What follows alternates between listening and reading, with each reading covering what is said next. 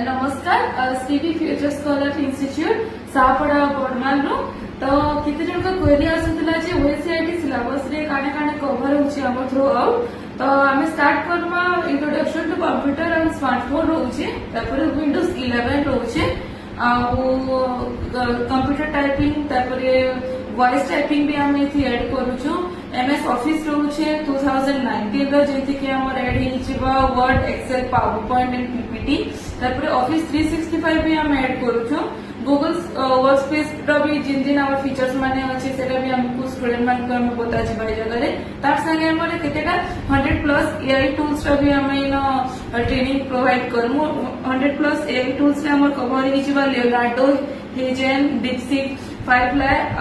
फ्रीपिक्स तो ई सब हमें नुआ नुआ एआई टूल्स गुडा को यूज करबा छको हमें सिखामु इतर संगे संगे हमर प्रोवाइड करा जाउ छे free spoken English class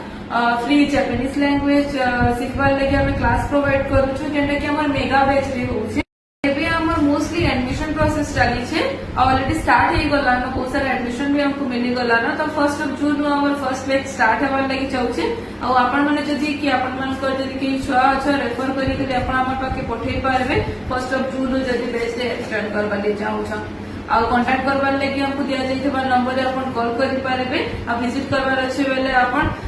सापड़ा school just opposite रे सीवी फ्यूचर स्कॉलर इंस्टीट्यूट के विजिट करि पारबे। धन्यवाद।